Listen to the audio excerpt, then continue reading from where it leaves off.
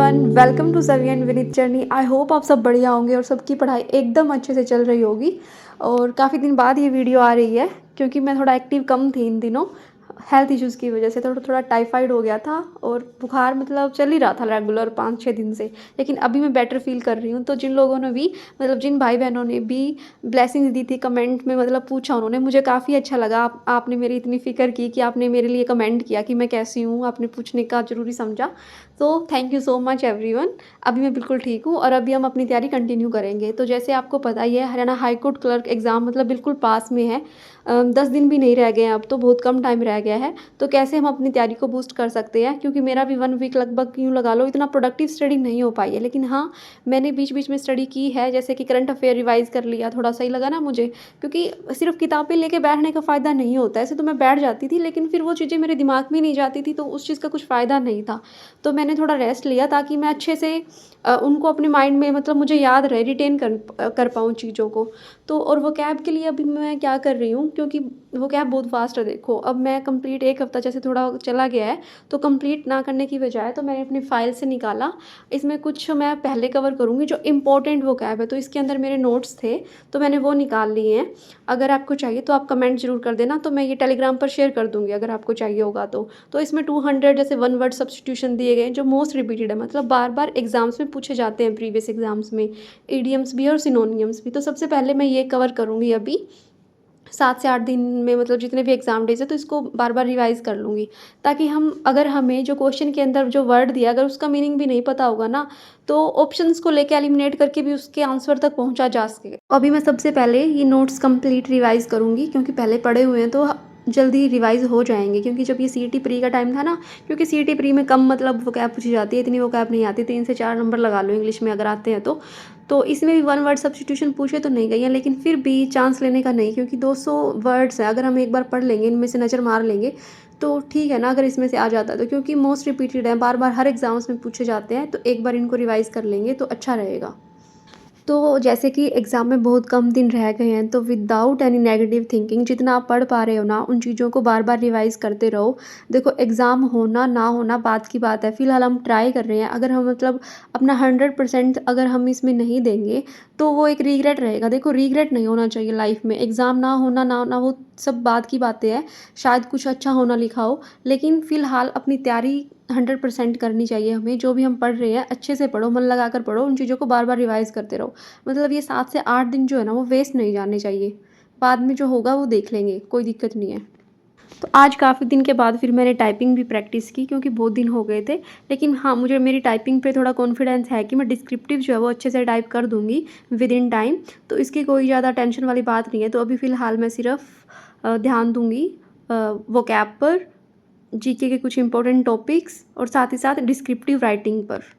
तो अगर आपकी speed 25 to 30 words per minute आ रही है ना, तो आप भी स्किप कर सकते हो, क्योंकि इतने में डिस्क्रिप्टिव वहाँ पे टाइप हो जाएगा। लगभग 2 घंटे मिलेंगे। और ऐसा भी नहीं है कि आपको अलग-अलग मिलेगा, उसका टाइम अलॉट कर रखा होगा कि इतने में डिस्क्रिप्टिव टाइप करो, नहीं। अगर आप जल्दी-जल्दी अपना ऑब्जेक्टिव वाला पोर्शन कर लेते हो, तो उसके आप तुरंत बाद सब्जेक्टिव पर भी जा सकते हो, मतलब डिस्क्रिप्टिव पार्ट आप कर सकते हो।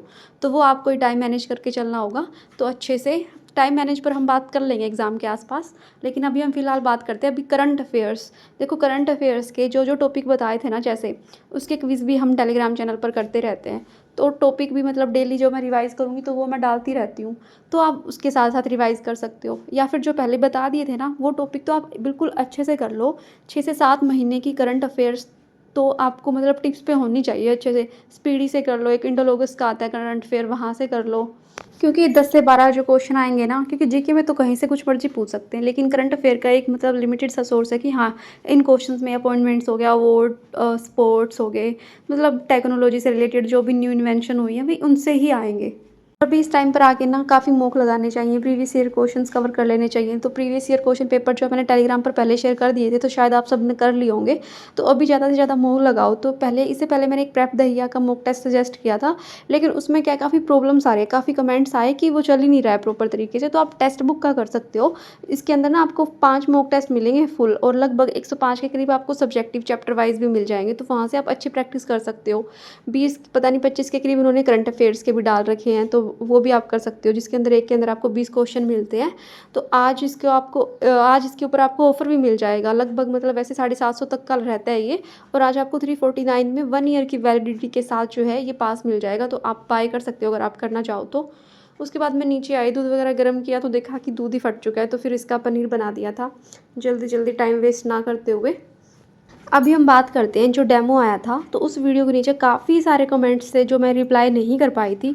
देखो वो जो डेमो था ना, वो इंटरफेस के लिए था, ताकि हम उनके इंटरफेस से गो थ्रू हो जाएं, हमें पता चले कहाँ से हमें सेव करना है, कहाँ से हमें प्रीवियस क्वेश्चन पे जाना है, कहाँ से अपना रिस्पॉन्स हम क्लियर कर सकते हैं, कहाँ से हमें क्वेश्चन वो दिखेंगे जो हमने कर दिए हैं।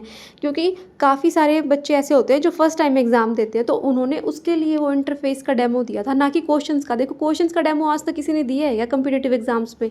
क्वेश्चन का डेमो कोई भी नहीं देता है कि हम ये, कोई क्यों बताएगा कि हम अगले जब भी एग्ज़ाम होगा तो हम ये क्वेश्चंस पूछेंगे, मतलब एग्ज़ाम में ये क्वेश्चन पूछे जाएंगे, ऐसा नहीं होता है। वो डेमो था इंटरफेस के लिए, तो आपको नेगेटिव होने की ज़रूरत नहीं है।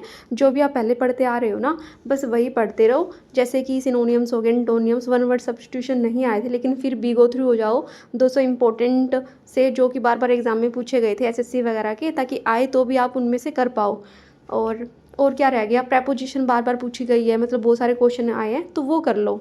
डेमो वाले चैप्टर्स के बारे में मत पढ़ो उनके चक्कर में, ठीक है। तो उसके बाद मेरी दवाई लगभग 1 हफ्ते की दी थी डॉक्टर ने, तो वो ख़त्म हो गई थी। उसके बाद हम मेडिकल गए, तो न्यू जो दवाई थी डॉक्टर को दिखा के, बुखार थोड़ा ठीक था तो दवाई ले ली अगले 5 दिन की। और उसके बाद रास्ते में काफ़ी ट्रैफिक मिल गया था। उसके बाद बस रेस्ट ही किया, क्योंकि दवाई लेने के बाद ज़्यादा पढ़ाई तो नहीं होती। ये मिलते हैं किसी नेक्स्ट वीडियो में। Till then take care, bye bye.